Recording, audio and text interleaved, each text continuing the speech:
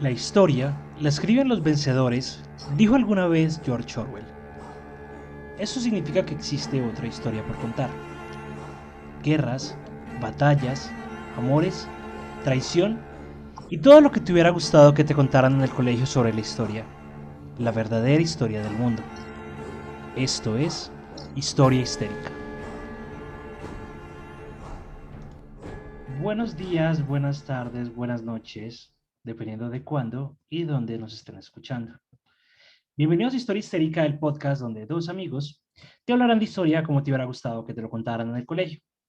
Yo soy Juanse, me pueden encontrar en Twitter como Cráneo Barbado o en Instagram como Calavera Rayita el Piso Barbada. Recuerden que tenemos todas las redes sociales como Historia Histérica, YouTube, Instagram, Twitter, Facebook. Y si se suscriben al canal y comparten el contenido si les gusta, nos ayudan un montón para seguir creciendo. Está con nosotros nuevamente Lina, nuestra Valquiria del Valhalla. Linis, ¿cómo estás? ¿Cómo vas? ¿Cómo va todo? Buenos días, buenas tardes, buenas noches, mis queridos Historia Histérica fanáticos. ¿Qué más? ¿Cómo están? Yo no sé todavía cómo taguearlos a ustedes. Historia Histérica fanáticos, ¿sí? Dejémoslo por ahora. Está como Demasiado largo, pero no se largo. entiende. ¿Qué más? ¿Cómo estás, Juanse? Bien, bien. Aquí dándole y ansioso por la segunda parte de todo ese tema de Bogotá.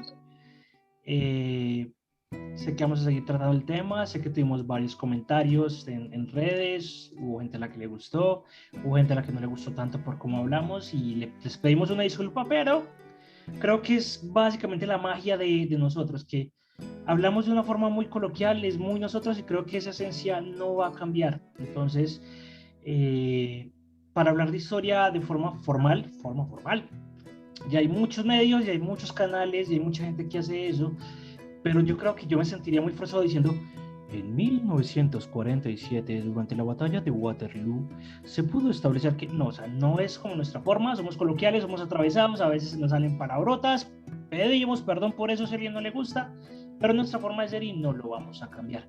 Por otra parte, tuvimos otros comentarios muy positivos, a la gente le gustó, a la gente está de pronto como conforme con la forma como hablamos y creo que somos nosotros y lo vamos a seguir haciendo de esa forma.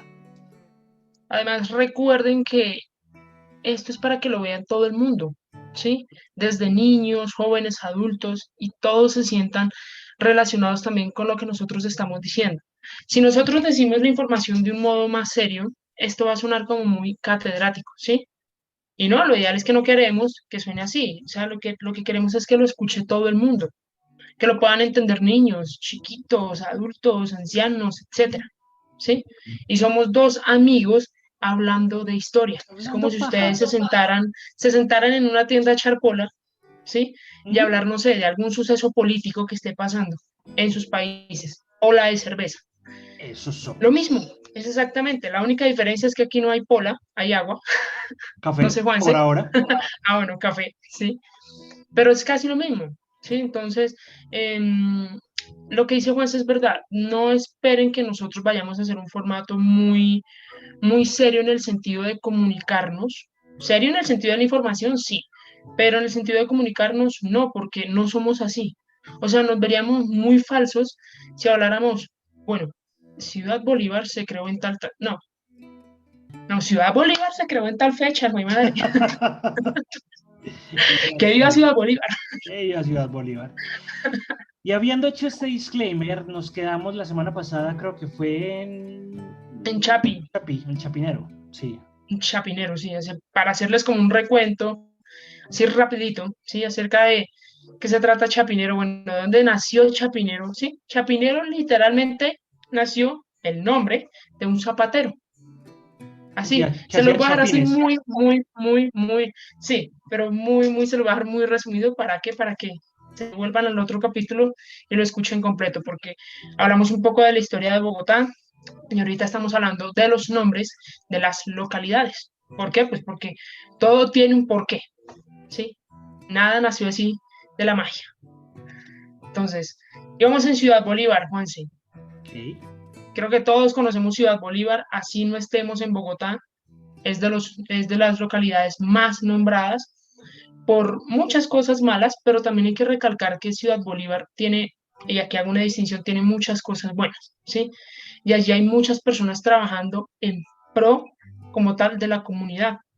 Hay personas que están trabajando, por ejemplo, con los animales, hay personas que tienen como tal, em, que trabajan con los resguardos indígenas de allá también. Hay personas que en sí están trabajando muchísimo en ese sector, a pesar de que es un sector muy vulnerable por ciertos temas que se presentan en la ciudad. O sea, en Ciudad Bolívar Entonces, hay también resguardos indígenas. sí, No sabía. Wow.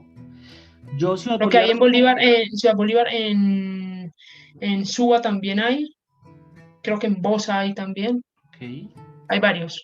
Sí, sí, sí, hay varios. no sabía eso. Pues digamos que yo reconozco Ciudad Bolívar por, digamos que este famoso conferencista que es Yokoi Kenji, que digamos que a él él se dio a conocer mucho en un video ya un poco, que lleva un poco de tiempo, hablando justamente sobre la labor social que él desempeñaba dentro de Ciudad Bolívar. Entonces, digamos que por eso tengo conocimiento como un poquito del contexto de la localidad de Ciudad Bolívar, pero no sabía lo de los resguardos. Qué bacano. No, de hecho, creo que en Engativá también hay uno, si no estoy mal, hay varios resguardos en Bogotá, ¿sí? Ok, Y obviamente a las afueras. Pero sí quiero hacer mucho de esta distinción porque siempre se habla de Ciudad Bolívar como lo malo. Y cuando uno ha trabajado desde la parte de la academia, desde la parte social, se da cuenta que en Ciudad Bolívar hay mucha gente trabajando por el bien de la comunidad, ¿sí? total. Entonces quiero hacer como esa distinción. Y bueno, ya para contarles un poquito acerca de la historia, Ciudad Bolívar, como muchos otros lugares de Bogotá, sí estuvo habitada pues por los indígenas, por los muiscas. Los muiscas terminaron como tal hacinados en los resguardos indígenas de Bosa. ¿Por qué? Pues con la llegada de los españoles. Por eso, digamos, durante mucho tiempo la localidad no tuvo como muchos pobladores a comparación de otras, ¿sí? Fue hasta más o menos 1940 cuando hacendados comenzaron a parcelar como tal tierras allí y se crearon las haciendas llamadas Carbonera, Casablanca, La María, El Cortijo y Santa Rita, que ahorita son barrios como tal de la localidad, ¿sí? Y pues obviamente con el paso del tiempo, los dueños de las haciendas fueron abandonando estos territorios y estos territorios se comenzaron a fraccionar. Estas fracciones fueron los que crearon lo que hoy conocemos como los barrios o los terrenos de las zonas. Y pues además de ello, instalaron un sector industrial y se empezó a extraer como tal material de construcción como piedras y pues obviamente los trabajadores de esas zonas industriales fueron los que le colocaron el nombre Ciudad Bolívar. Entonces, O sea, fueron los mismos trabajadores. para hacer un resumen, esto empezó siendo como un asentamiento indígena, luego de asentamiento indígena se Ujú. convirtió en parcelas, luego de parcelas se convirtió como en haciendas y, y posteriormente esas haciendas comenzaron a incorporarse dentro de Bogotá y se convirtieron en barrios. Sí, Ok, pero industrializados ya, sí, obviamente. sí, obviamente. A mí lo que me parece interesante es que fueron los mismos trabajadores de esas industrias los que le colocaron el nombre de Ciudad Bolívar. O sea, me parece como bonito, como una forma de Sí. apropiarse del territorio. Ahora bien, Fontibón. En esta localidad es que vivo yo. Vamos. ¡Yay! ¡Yay! El nombre de Fontibón significa en chipcha poderoso capitán y Ok, fue dado por el cacique Muisca Intaba. Creo que se dice así, ya me corregirán, ¿sí?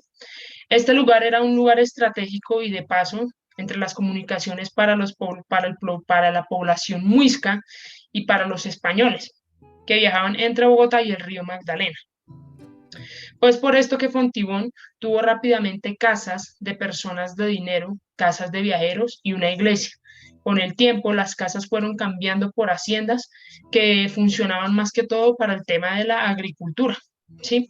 Y en 1940, los exiliados de la Segunda Guerra Mundial llegan a la zona como tal, aquí a Fontibón, a poner sus industrias como el frigorífico suizo, Levapan o las hilanderas de Fontibón.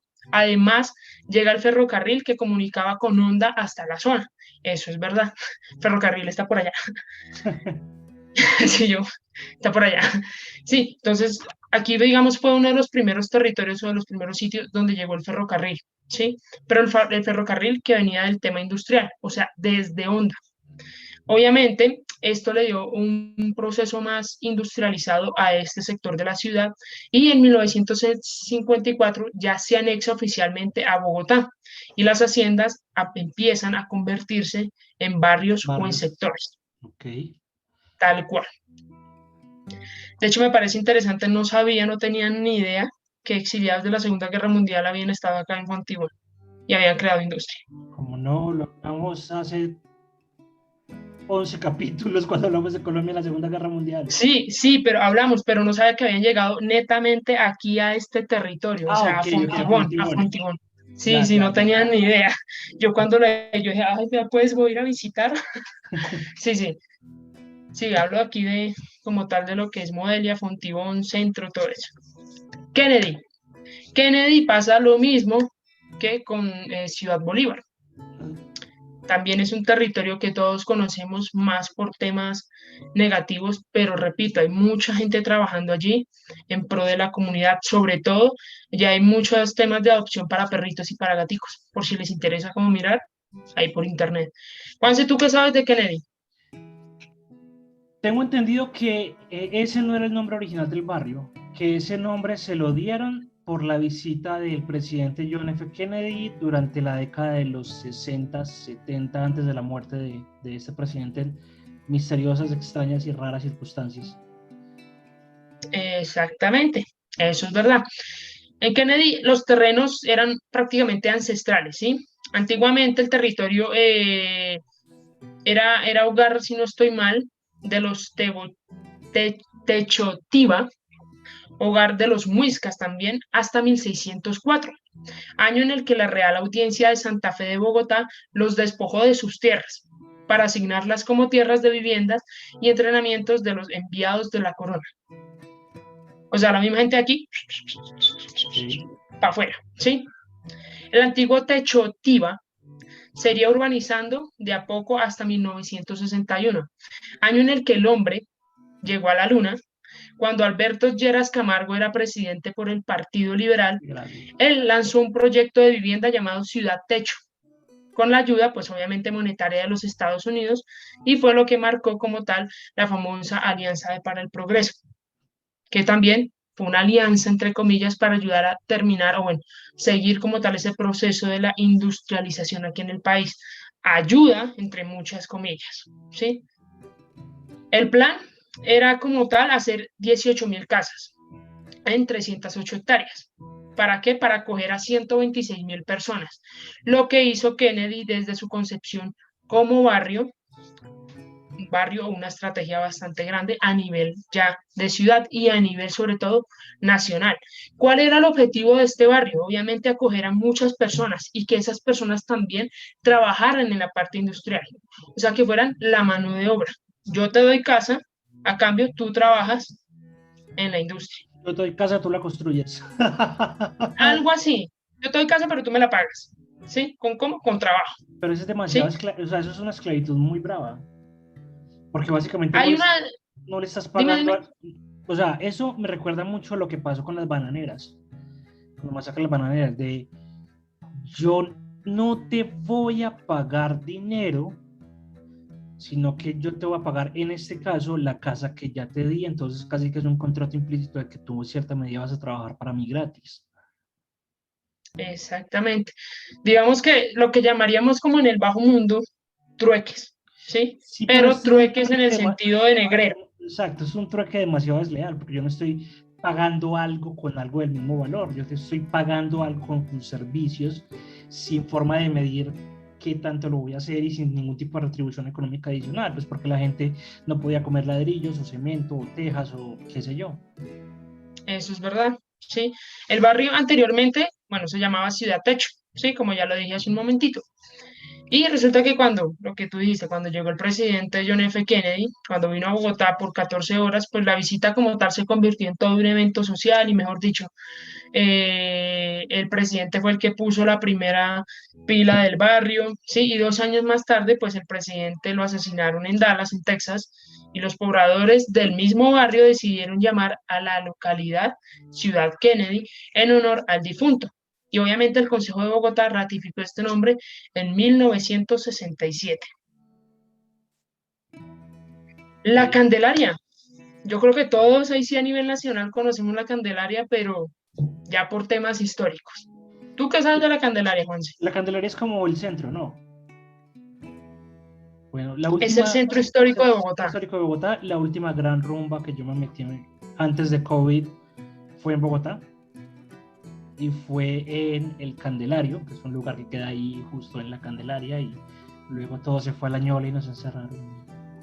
Han pasado 84 años desde aquel entonces, pero sí, o sea, tuve la posibilidad de recorrerlo en el día y es un sector de contrastes, porque tiene como una arquitectura muy colonial y muy tradicional, y al mismo tiempo es ese contraste con edificios con arquitectura un Súper. poquito más moderna, y al mismo tiempo ves inclusive en las mismas calles como tres cosas diferentes que me pareció muy curioso. Es que tú ves como en la misma calle lugares donde vos decís esto es tradicional y esto es arquitectura y esto es antiguo, esto es no tan antiguo y esto es moderno. En la misma acera lo puedes ver porque es como los bloques de piedras circulares de antiguos caminos de herraduras, contigua parte de cemento, contigua ciclovías. Me pareció bastante Ujú, curioso eso.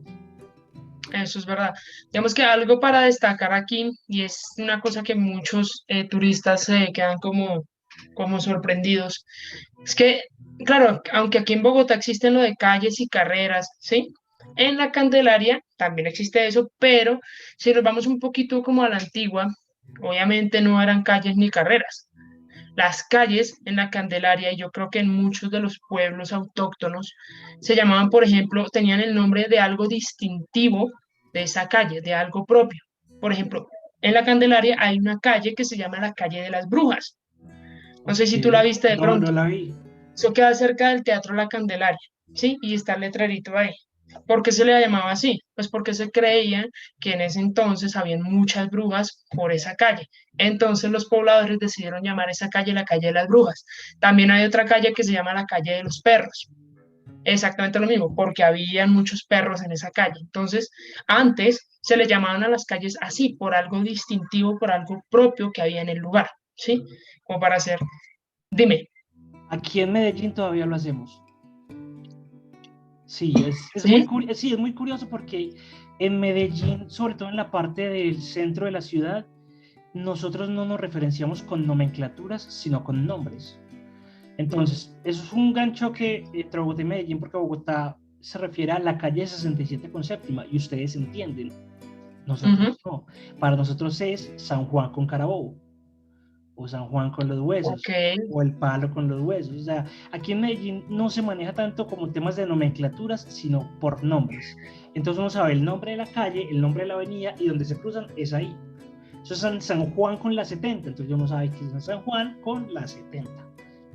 ok, en cambio aquí sí es que la 63 con Uh -huh. 30 que, mejor dicho, Ustedes son demasiado pragmáticos en las nomenclaturas y nosotros utilizamos más a modo de nombres, para que lo sepas. Aquí todavía se maneja vea eso. pues, no, no sabía eso, me falta viajar un poquito más. Entonces, bueno, la historia de la Candelaria, ¿cuál es? Resulta que en la época colonial el nombre de la Candelaria se usaba para nombrar a las zonas que estaban alrededor de la iglesia de la Candelaria, ¿sí? De los agustinos recolectores, al lado del Museo Miguel Urrutia.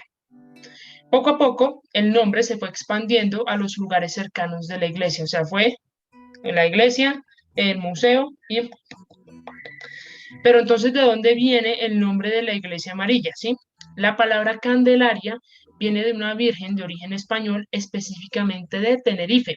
La palabra también viene como tal derivada del término candela o luz santa, ¿sí? Que guía por el buen camino. Durante los primeros, bueno, durante sus primeros 50 años, la Candelaria, o más bien Bogotá, porque en ese entonces se le conocía solamente Bogotá como el barrio La Candelaria, era un pequeño centro urbano con algunas iglesias y casas levantadas, ¿sí?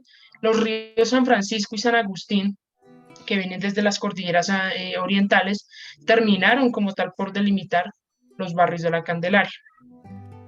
Es Okay. básicamente así. En La Candelaria fue donde sucedió la gran mayoría de hechos históricos, no solamente de Bogotá, sino a nivel nacional.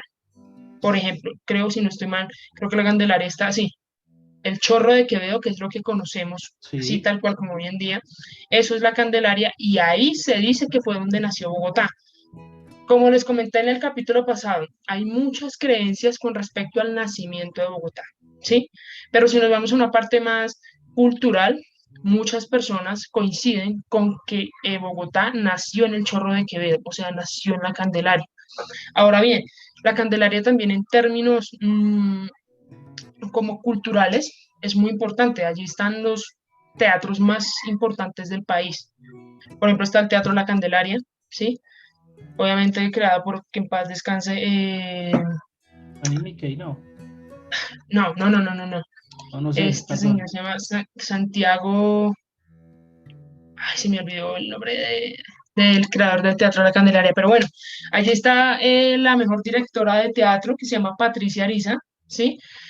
Y si ustedes se pueden dar la vueltica por el Teatro La Candelaria cuando ya todo esto pase o mejore o se regule, se van a dar cuenta que es un teatro que efectivamente lucha por todos los problemas que ha pasado el país. ¿Y por qué lo digo así?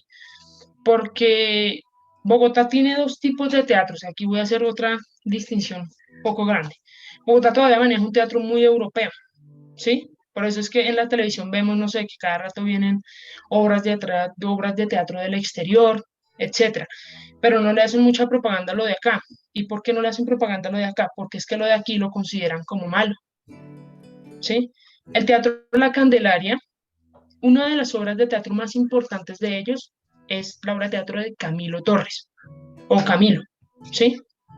Y cuentan, de hecho es muy chévere, o sea, de verdad, si se pueden dar la pasada por el Teatro La Candelaria y si está esa obra de teatro vigente, véansela. Es muy bacano porque cuentan la vida de Camilo Torres desde muchos puntos de vista, desde el punto de vista de una mujer, desde el punto de vista de un niño, desde el punto de vista de Camilo Torres como sacerdote, o sea, es muy bacano.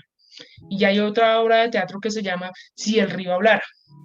Y si el río hablara, se trata de todos estos cuerpos que se han tirado al río. No puedo decir más porque me da miedo que YouTube, me, que YouTube nos...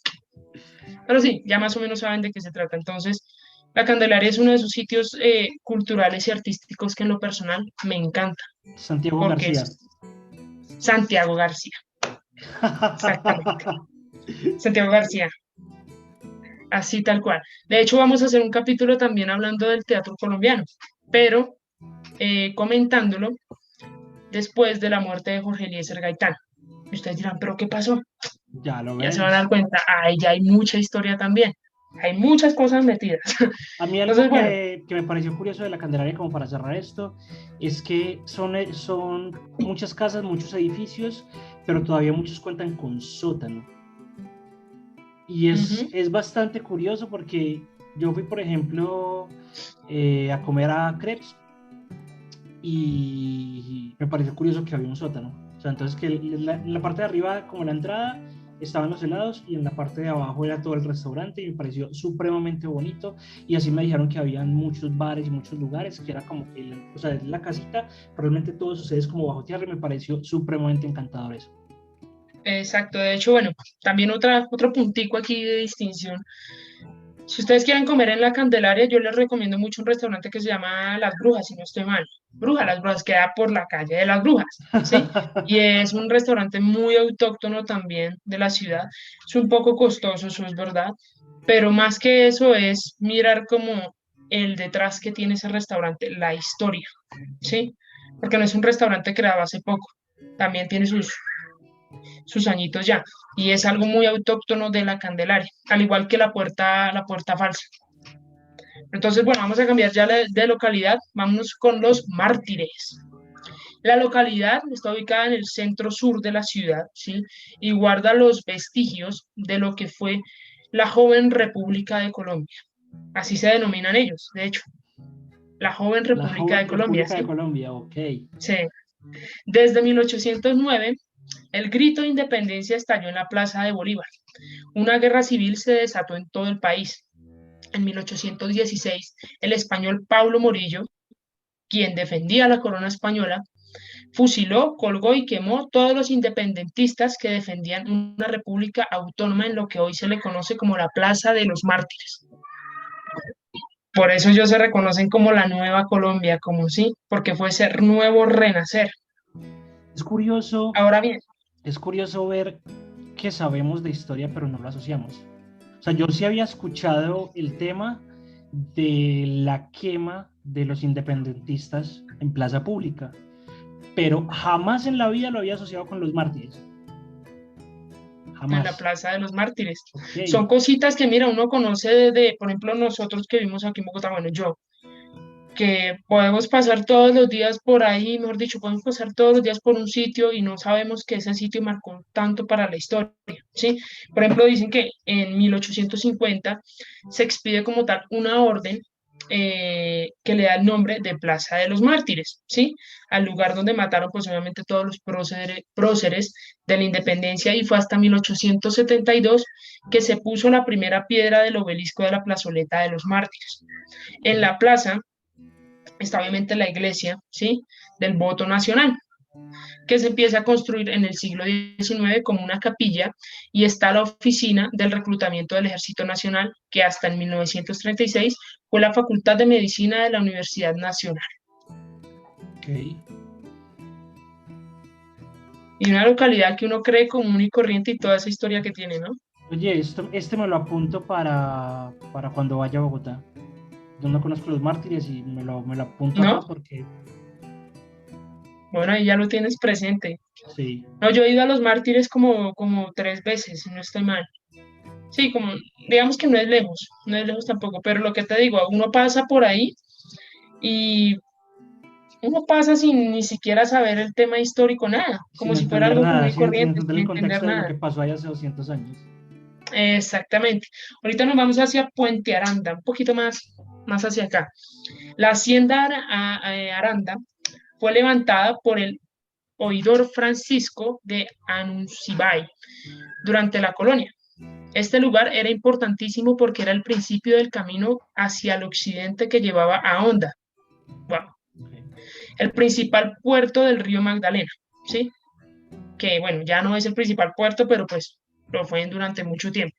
En la zona de Puente Aranda pasaba el río San Agustín, lo que hacía que el terreno estuviera lleno de lodo, razón por la cual se construyó un puente. De ahí viene el nombre Puente Aranda, ¿sí? De hecho, el puente existió hasta 1944, cuando se empezó a planear la construcción de las avenidas Las Américas, que sepultó el humedal por el que pasaba el puente, ¿sí? Con el desarrollo industrial de Bogotá, pues obviamente la localidad fue un espacio para temas de empresas de manufacturas y se consolidó básicamente creo que hasta a mediados del siglo XX, por allá más o menos creo que en 1968, si no estoy mal, ¿sí? Y Puente Aranda pues se convierte como tal un distrito especial y en 1991 pasa a ser localidad de Bogotá. ¿Por qué me vieron, perdón, hacer la cabeza así? No sé si ustedes saben qué son los humedales. Juanses. Sí, el humedal es como una especie de ecosistema que es bastante húmedo, como su nombre lo dice, que está rodeado de agua, es un cuerpo de agua y que tiene una serie de especies nativas que habitan allí, como lo pueden ser ardillas, pájaros, insectos, abejas, flores, que nos vale un carajo todo y pasamos encima de lo que llamamos civilización y lo tapamos y lo derrochamos y nos consumimos nosotros mismos el ecosistema por esa falsa sensación de progreso. Exactamente. Y no solamente eso, digamos que aún en Bogotá obviamente hay humedales muy importantes, pero si nos vamos aquí un poco al sur, hay un humedal en cierta localidad, no voy a decir el nombre, que aunque no ha sido tapado obviamente por el tema de la industrialización, la gente no es que ayude mucho. Y hay muchísima basura allí. ¿Sí? Entonces, si no lo tapa una cosa, que es la industrialización, pues lo terminamos de Exactamente. dañar nosotros. ¿Sí? Y no debería ser así. Y de hecho dicen que Bogotá, no sé qué tan cierto sea esto, creo que sí, sí, falta investigar esa parte, pero dicen que Bogotá está construida sobre un lago seco. Por eso dicen que en algún momento de la historia, no sé, con algún terremoto o algo que vaya a pasar acá a Bogotá, muere, porque está construida sobre un terreno inestable. Uh -huh. Sí, eso sí lo había Dicen eso, escuchado. no sé qué tan cierto será, Ahí nos dicen en los comentarios, por favor. Y nos vamos con la localidad de Rafael Uribe Uribe. La localidad, oye, hoy estoy hablando como se me lengua la traba. La localidad hacia la parte del municipio de Usme tenía ya como tal grandes haciendas de personas influyentes, ¿sí? Durante la colonia. Estas personas influyentes, aquí para hacerles como un paréntesis, muchas pertenecían a la corona española, ¿sí? No eran ni siquiera, no sé, colombianos que hayan nacido de hijos españoles, no, no, no, no. Eran personas que llegaban desde España y colonizaban, entre muchas comillas, esos pequeños territorios, ¿sí? Entonces, cuando se llama de persona, cuando digo personas influyentes, eran netamente personas de la corona, De ¿sí? Que dinero, de venían, plata, claro, ya, fin. exactamente. Entonces, las haciendas, ¿cómo se llamaban? Santa Lucía, El Porvenir, La Yerbabuena, San Jorge, El Quiroga, Granjas de San Pablo, ¿sí? Y estas, pues, eran algunas de ellas. Esto hoy se les conoce como los barrios de la localidad de Rafael Uribe Uribe. Pero ¿qué pasa? Durante aproximadamente el siglo XIX-XX, la capital empezó a recibir personas huyendo de la violencia del campo, ¿sí? Todo lo que se estaba presentando en el país, bueno, ya eso lo comentaremos en unos capítulos más adelante cuando hablemos ya de la historia sanguínea que ha tenido el país, que ha tenido Colombia. Y obviamente, pues estas personas pasaron del campo a la ciudad, ¿sí? Lo que resultó en construcción de viviendas que se formaban en barrios obreros de la época, en barrios también industrializados, lo que podemos llamar, ¿sí? El nombre de la localidad surge en 1974, 74, Ave María, cuando el secretario de gobierno, Hipólito Incapié, le propone al alcalde de Bogotá, Alfonso Palacios Rudas, ¿sí ve que es que hoy estoy hablando mal? No sé qué me pasa.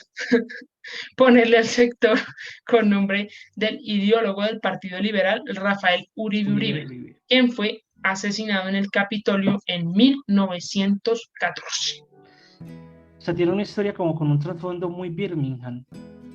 Ciudad, barrio, obrero, clase obrera, que es algún político de la época trata de dárselas de Salvador y dice como construyamos ahí un barrio para la clase obrera y marginal.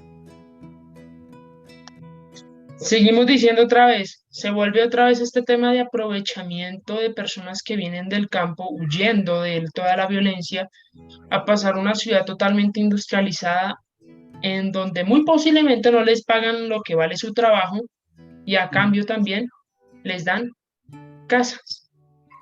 Ahora bien, tocaría mirar en qué estado eran las casas, ¿no?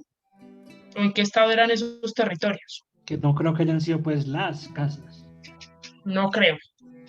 Suba, vámonos para Suba. Suba la Bella, como dicen por aquí muchos.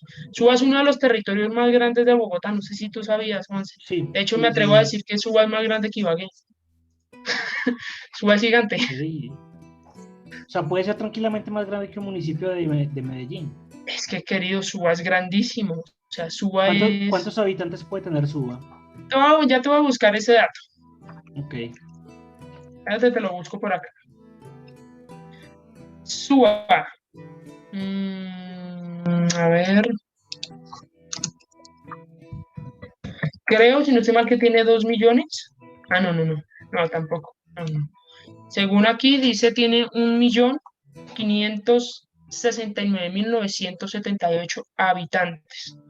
O sea, eso según la población, el censo del 2021, o sea, de este año. Eso es el censo, ¿no? Pero tú sabes que ahorita estamos también en un tema de que llegan muchas personas, muchos extranjeros aquí al país. Posiblemente muchas de estas personas no estén censadas tampoco. Pero es que estoy Y haciendo suba. como una cuenta y sería, o sea, a nivel Medellín, o sea, vos juntas Envigado, Sabaneta, Itagüí y no llegas a 1 millón de habitantes. Y son 3 municipios de por sí del área metropolitana de Medellín. Es que mira, suba nomás el portal Suba.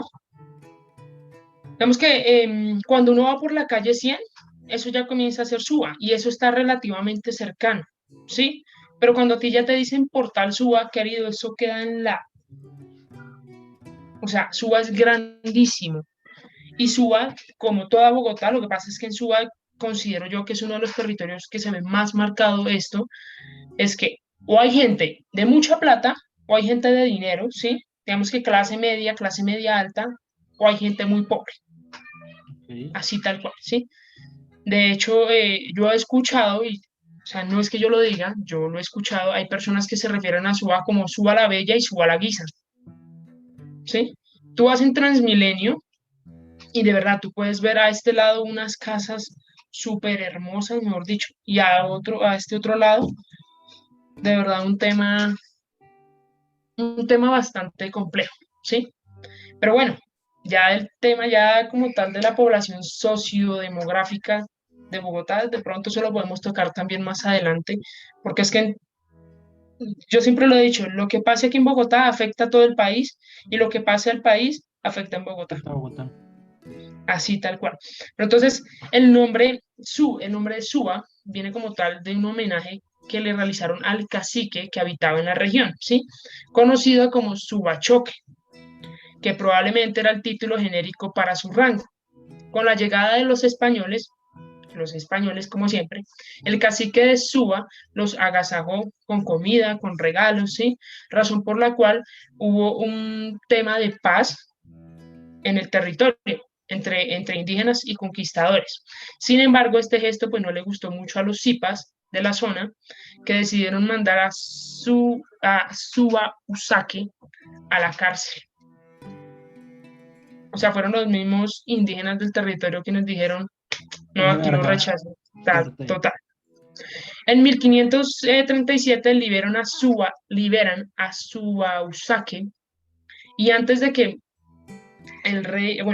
muriera el fray Domingo de las Casas, quien venía obviamente con Gonzalo Jiménez de Quesada, que eso ya lo comentamos en el capítulo Ujú. pasado, bautiza al Muisca junto con los habitantes indígenas de Suba. Más adelante la zona fue un resguardo indígena hasta la independencia y en 1875 se convierte en un municipio aledaño de Bogotá. En 1977 se crea la alcaldía menor y en 1991 se convierte como tal en una alcaldía de Bogotá. Sí, mi gente, en Suba hay resguardos indígenas y no solamente hay uno, hay varios resguardos indígenas. Los invito si tienen la posibilidad de conocerlos.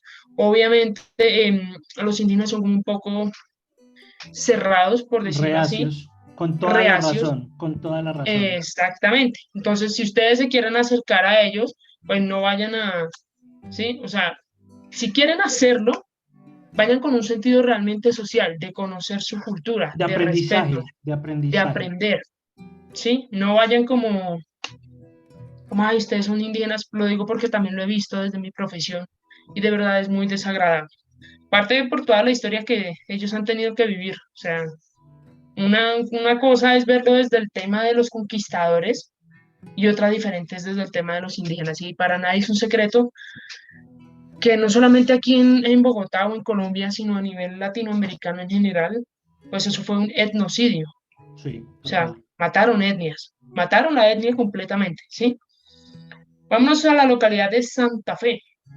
La historia de Santa Fe empieza en la colonia con los primeros asentamientos de los españoles en Las Cruces. No sé si ustedes conocen, bueno, Juanse, no sé si tú conoces el barrio Las Cruces. No, lo tengo referenciado por una canción de la etnia, la canción de la agrupación de rap.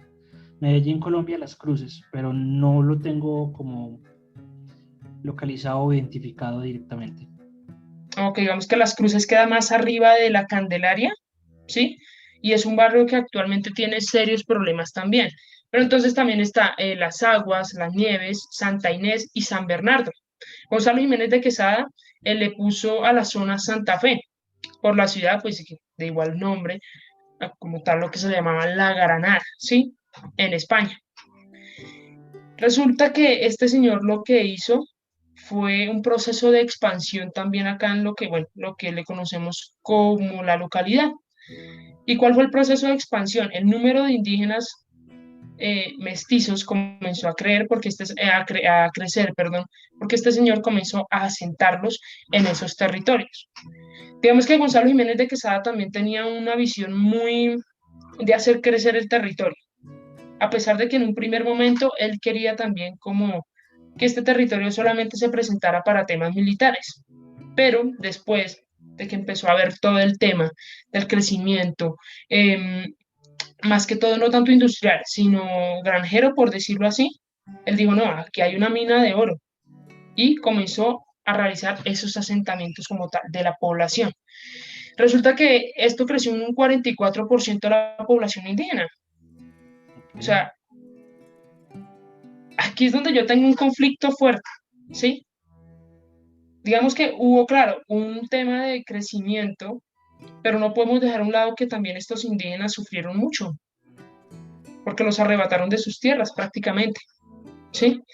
Después de la época colonial, la localidad era económicamente muy activa, gracias a todo esto que dejó asentado como tal Gonzalo Jiménez de Quesada, y obviamente había panaderías, curtidumbres, carnicerías, artesanos, obreros, etcétera, etcétera, etcétera. Y además de ello, pues era un lugar estratégico para la salida hacia el norte, ¿sí? Así que se volvió como tal un paso obligatorio en temas ya comerciales y en temas obviamente transitorios. Y sin duda, pues Santa Fe fue una de las localidades que con el tiempo pasó de ser un tema como tal muy granjero a un tema también industrial, Ujú. pero un tema industrial de un nivel mucho más, de un nivel mucho más alto, ¿sí? Ok. Entonces, digamos que, repito, aquí con esta localidad tengo un conflicto desde la época de la colonia, porque a pesar de que obviamente a los indígenas los asesinaron, hicieron de todo con ellos, era una fuente importante también para hacer el crecimiento. Pero podrían haber crecido utilizando mano de obra indígena.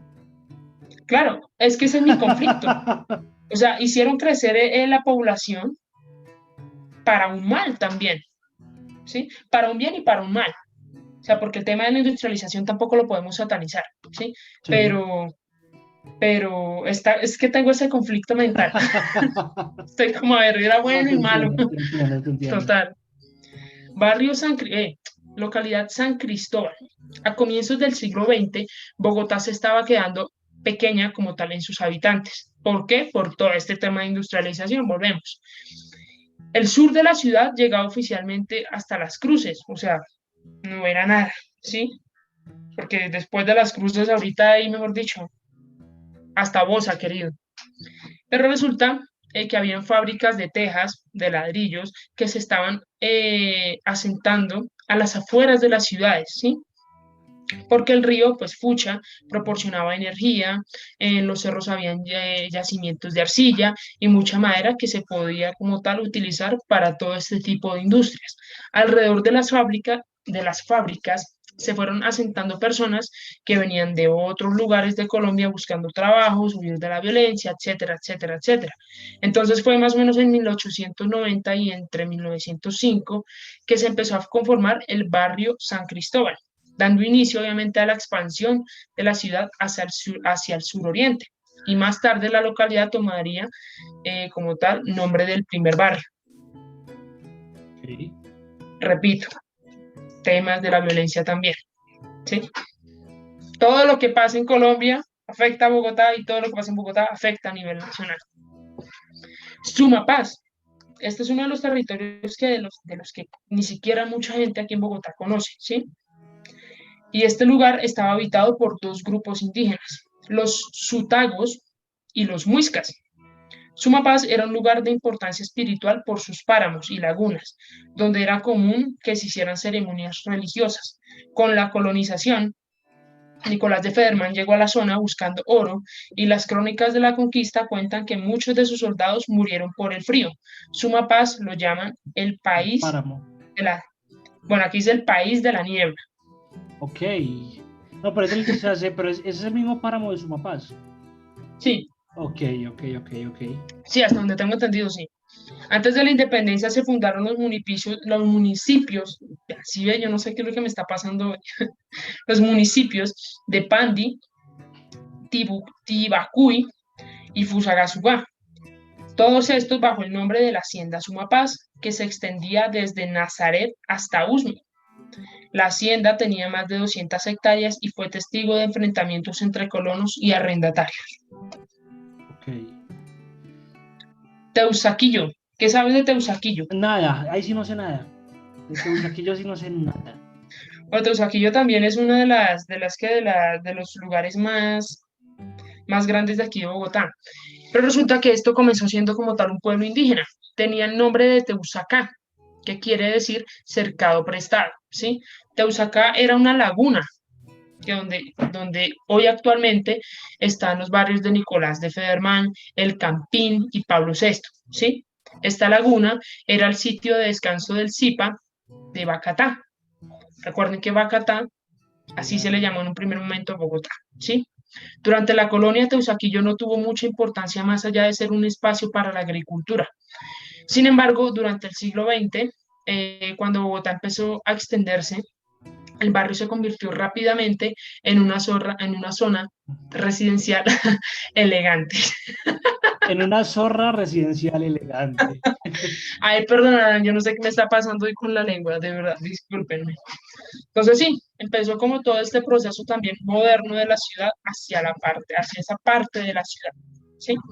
Tuvo servicios exclusivos como alcantarillado, acueducto, alumbrado. Allí vivió la clase alta de la capital, personajes como Jorge Eliezer Gaitán, también Laureano Gómez, Gustavo Rojas Pinilla, y para 1935 era considerado el mejor barrio de la ciudad. Ok. Cabe entender que obviamente en ese entonces la ciudad era todavía muy pequeña, pero pues era el barrio cliché. Barrio Light. El barrio La, sí, Tunjuelito. ¿Sabes de Tunjuelito? Tunjuelito, creo que mi mamá vivió por esos lados, no estoy seguro. Tú sabes que mi mamá vivió un tiempo en Bogotá, creo que te había No, no contado tenía ya. ni idea. Ok. Sí, mi mamá vivió un tiempo en Bogotá,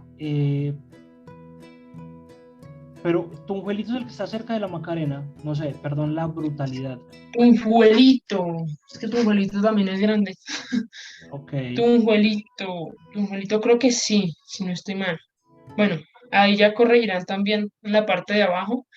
Bogotá es grandísimo, queridos. O Sí, sea, sí, yo sé, Bogotá mis es respetos gigante. para la persona que conozca Bogotá. Solo conozco una persona que puede decir que se conoce a Bogotá, pero es que ni siquiera los taxistas.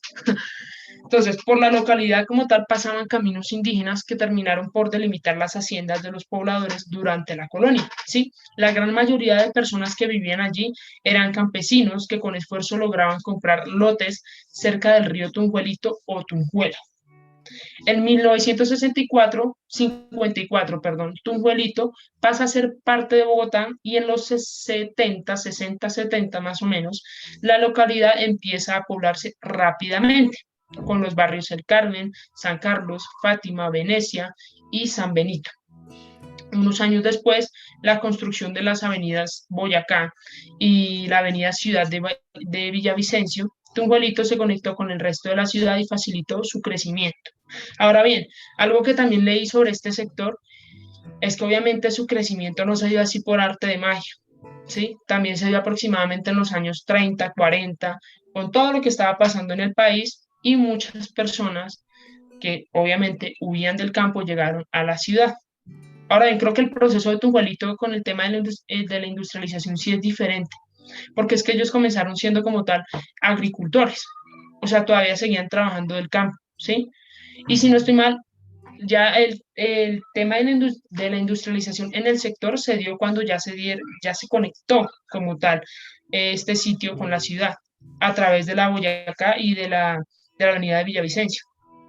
O sea, tuvo un proceso de industrialización un poquito más tardío, ¿sí? Que del resto de la ciudad. Usaquén. Usaquén también tengo un conflicto con este territorio, ¿sí? Porque Usaquén es de contrastes. A mí me encanta Usaquén, pero siendo sincera, me encanta Usaquén la parte turística, ¿sí? Porque Usaquén, pues tiene también su parte pesada, al igual que la Candelaria y yo creo que al igual que casi toda Bogotá. Igual, al igual que todos los barrios de toda Colombia. Eso no Sí, discrimina. tal cual, Discrimina. ¿sí? Lo que pasa es que Usaquén es muy bonito porque Usaquén comenzó siendo también un pueblo, pero este pueblo, bueno, esta parte de Bogotá todavía conserva mucho esa estructura colonial, aparte de la Candelaria. ¿Qué quiero decir con esto? La iglesia, ¿sí? El parquecito y enfrente de la iglesia, la alcaldía. Y alrededor de la alcaldía, pues como tal, los centros principales. Está todo el tema de urgencias, está todo el tema de partes no políticas, sino que Ujú. manejan como tal ese sector de la ciudad. ¿Sí? Entonces se dice que los primeros pobladores de la sabana llegaron como tal a Usaquén y fueron desplazados por los muiscas antes de la llegada de los españoles. Existen realmente muchas historias alrededor del nombre, ¿sí? Se dice que significaba lodazal, pero también que significa usaque o debajo del palo. Aquí realizaban como tal prácticas en donde se nombraban de pronto a ciertos caciques también, ¿sí? Pertenecían como tal a las élites indígenas.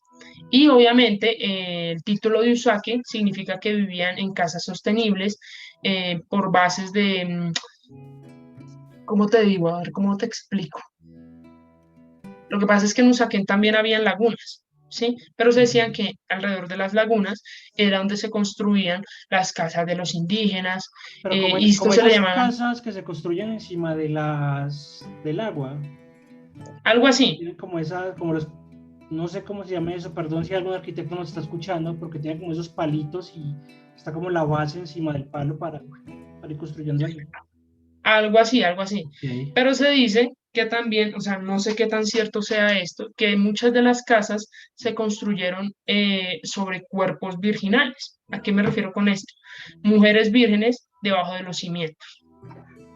No sé qué tan cierto sea esto, repito, o sea, Es como la es historia, una teoría, es como ese ¿sí? mito que hay que supuestamente en todas las construcciones hay un muerto para que cuiden la Algo higiene. así, algo así.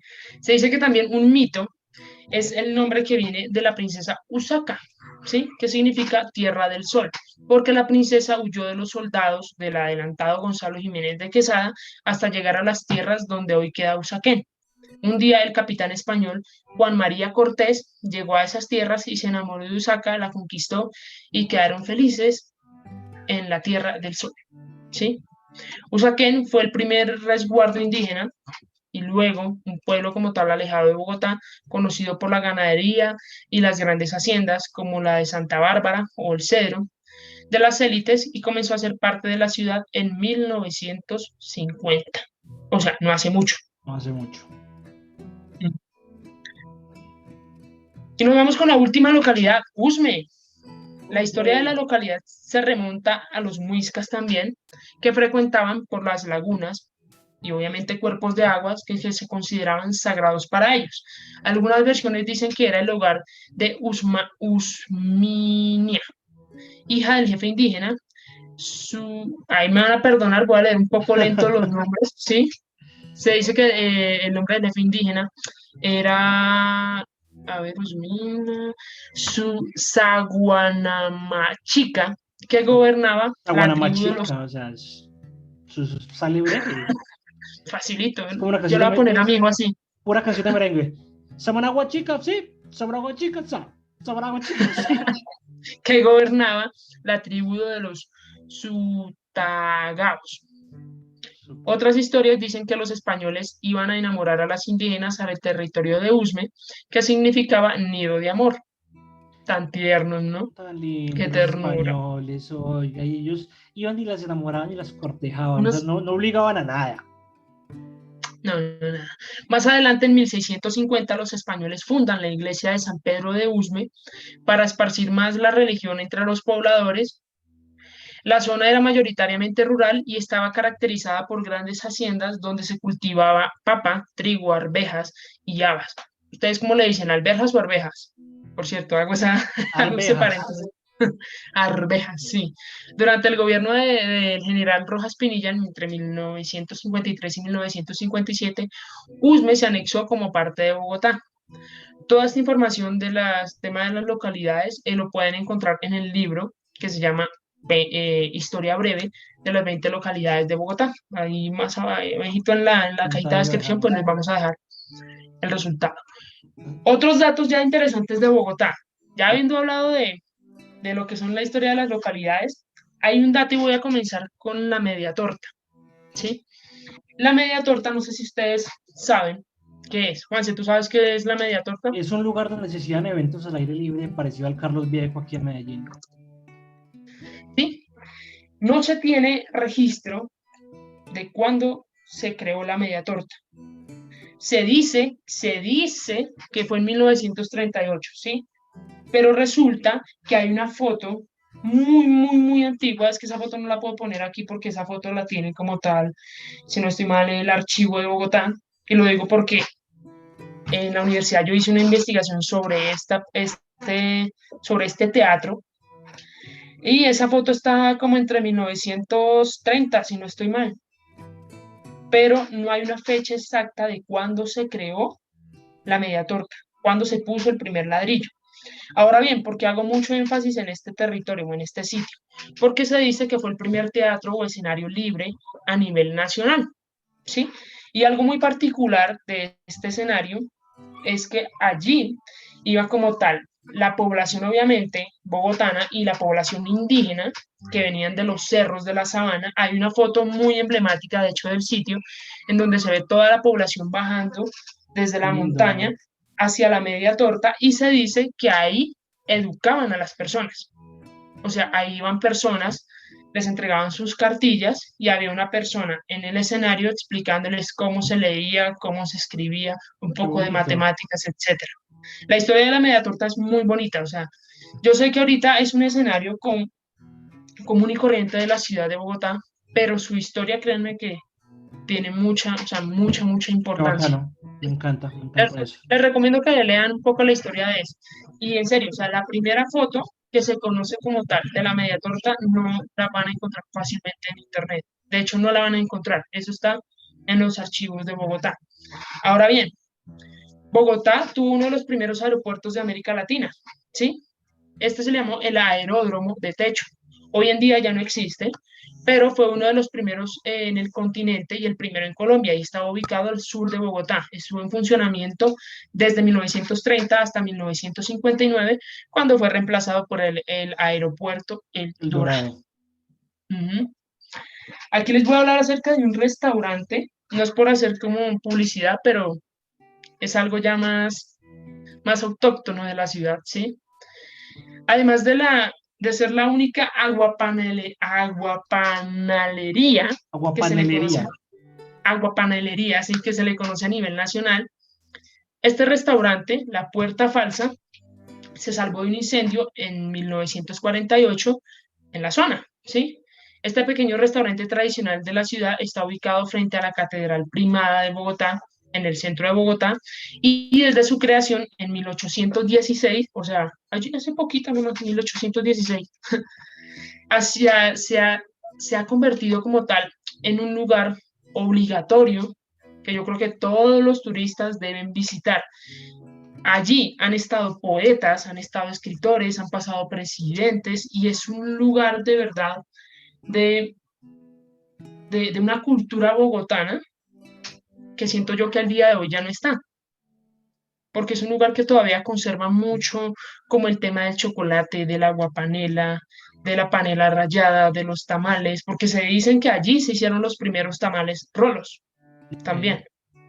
Entonces tiene todavía una historia bastante marcada y de hecho cuando fue cerrado el año pasado por todo el tema de la pandemia, eh, obviamente a gran parte de la población bogotana pues le dolió, ¿sí?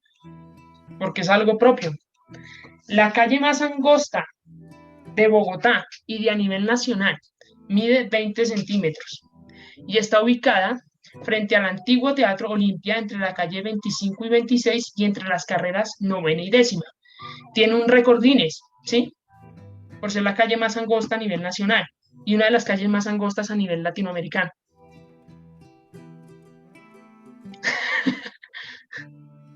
Para Pero que la visites, si ¿para es que qué estoy allí, carajos tengo yo una calle de 20 centímetros? no tengo ni idea. De hecho, se dice que también viene de la cultura colonial, porque las calles eran muy angostas. Pero es que una cosa es ser Pero angosto y otra cosa es 20, o sea, por 20 centímetros uno no pasa. O sea, es algo como así, más o menos, creo yo.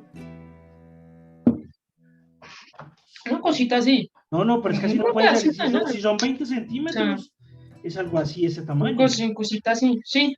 máximo. Ok, Bueno, algún uso tuvo que haber tenido, ¿no? Uno nunca sabe hoy pasaban qué en habrá años. pasado. Sí. El edificio Cudecom. No sé si tú conoces de No, qué se trataba este edificio. Bueno, no sé si lo dije bien, primero que todo, pero sí sé que era un edificio de 700 toneladas y de 6 pisos y fue trasladado para dar espacio a la calle 19. Sí, o sea, fue corrido. movieron el Corrieron edificio ese completo. edificio. Exactamente, lo movieron. Se trata de un edificio ubicado entre la calle 19 con Caracas y el 6 de octubre de 1974, el equipo de ingenieros Antonio Pérez logró la proeza de trasladar este bloque de 700 toneladas, unos metros, para poder ampliar la calle 19.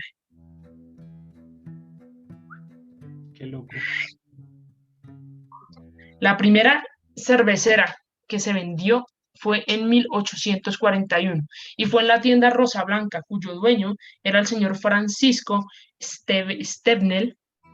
Los campesinos de la época llamaban este lugar como la tienda de espumita, ¿sí? Hoy en día la cerveza supera a otras bebidas alcohólicas en el país, pero se dice que allí en esa tienda fue donde se consumió y se vendió la primera cerveza. Entonces dicen que la cerveza, bueno, aquí en el mercado nacional mueve aproximadamente 21 billones, perdón, de pesos al año. Bueno, pero esta información la pueden encontrar en el artículo de la República publicado en el año 2015. Así tal cual con el título La primera cerveza que se vendió en 1841. Y el primer circo que llevó a Bogotá fue en 1831. Fue el circo de Stepson and Hardy, y aunque fueron pocas sus presentaciones, logró acaparar la atención de todos los habitantes de la ciudad y obviamente colaboraba con la rica tradición del Teatro Bogotá. Y bueno, Genial. estos son algunos daticos de la ciudad. No, a mí lo que me queda es, me parece muy divertido, me parece muy chévere, es el hecho de saber que Bogotá es jodidamente antigua, pero relativamente nueva. O sea, porque si nos vamos al origen de Bogotá como asentamiento, nos remontamos a la época de la conquista, pero vemos que hay barrios que se han ido anexando inclusive durante los últimos 50, 60 años y que inclusive en los 70, pues que no fue hace tanto, creo, ha tenido como esa expansión de lo que nos lleva hoy. Genial, me encantó, me encantó, me encantó todo. De hecho, Francisco Lalbuitrago, que él es historiador político y económico de la Universidad de los Andes, en una entrevista que yo le hice, créanme que estoy buscando esa entrevista por cielo y tierra, que es muy buena, él contaba que cuando sucedió todo lo del Bogotazo, ¿sí? Él se encontraba dando clases y le tocó irse a la casa. Él vivía en Chapinero. Chapinero en ese entonces era un pueblo Un todavía. pueblo todavía. Él vivía en Chapinero y le tocó irse a la casa como a las 5 de la tarde porque a las 7, o sea, la ciudad estaba casi incendiada. Entonces es muy chévere también encontrarse con este tipo de personas que vivieron esa unión de Bogotá, esos problemas también, ¿sí? Y él decía, no, mira, es que uno iba por la calle, iba en el tranvía y se veían carros incendiados, una cosa a la otra. En el tranvía importante. Bogotá tuvo tranvía. Ujú. Bogotá tuvo De hecho, ferrocarril. me acuerdo mucho que él contó una historia que decía, no, es que yo en ese momento tenía mi primer hijo, ¿sí? Y a él se le había acabado la leche, entonces la leche en polvo. Y esa noche fue un caos, pero en mi casa, porque obviamente el niño no pudo dormir porque no había leche en polvo, todo estaba cerrado por la muerte de Jorge Por la Eliezer muerte de Gaitán. Gaitán. O sea, es una locura poderse uno encontrar con este tipo de personas y que le cuenten todas estas anécdotas, es muy, muy chévere. Genial. Súper. Pero eso lo vamos a contar más adelante, Coming soon. mejor dicho. Linis, quedo feliz con el capítulo de hoy. Quedo muy, muy contento y creo que tendré que hacer el de la historia de Medellín. Pero no creo que sea tan extensa como la de ustedes, entonces vamos a ver qué sale. Por ahora, recordarles a todos que nos sigan, que nos apoyen. Si llegaron hasta aquí, les gustó el episodio, compártenselo, muéstrenlo a sus amigos. Nos faltan muy poquitas personas para llegar ya a los 300 suscriptores, que a principio de años para nosotros era utópico, y créanos que cualquier cosa ayuda. Compártanlo, denle me gusta, dejen los comentarios. Si no les gustó también, cualquier feedback es bienvenido. Muchas gracias, Lini, por este trabajo y esta gran investigación que hiciste. De corazón, te lo agradezco enormemente. Aquí un pequeño comentario también, es que me acabé de acordar. Vamos a hacer como unos videos también hablando de Colombia, ¿sí?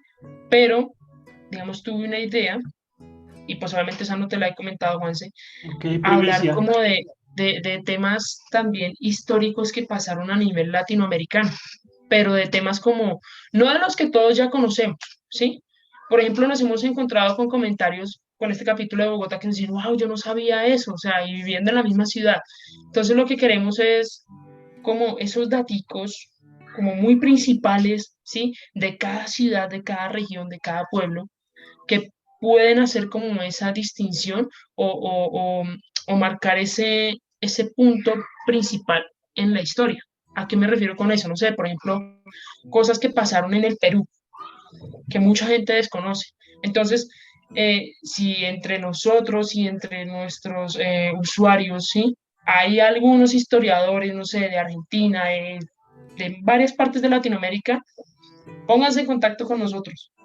Mejor dicho, yo quiero, lo que quiero hacer es un capítulo con historiadores, ¿sí? Con datos históricos De del cada mundo, región. de Latinoamérica. Eh, Sí, igual sabemos que nos Exactamente. escucha mucha gente en México, Argentina, Chile, Canadá, Estados Unidos.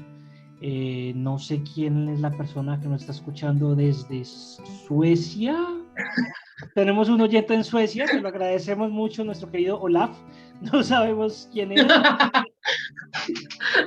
pero si te quieres poner en contacto con nosotros, bienvenido sea. Pero sí, me gusta la idea y vamos a ponerla en marcha, y cualquier cosa que se les ocurra también es bienvenido en todo momento. Lo ¿Algo mismo, más? temas que ustedes quieran que hablemos en nuestras redes sociales, aquí en la cajita de comentarios, mejor dicho, nos dicen, oiga, yo quiero que hablen de esto, lo investigamos y lo hablamos a nuestra manera, Muy bien. muy coloquial. Muchas gracias por todo, Linis. Recuerden seguirnos, suscribirse al canal y nada. Recuerden que, por último, lo bonito de la historia es que nunca se termina. Chao, chao.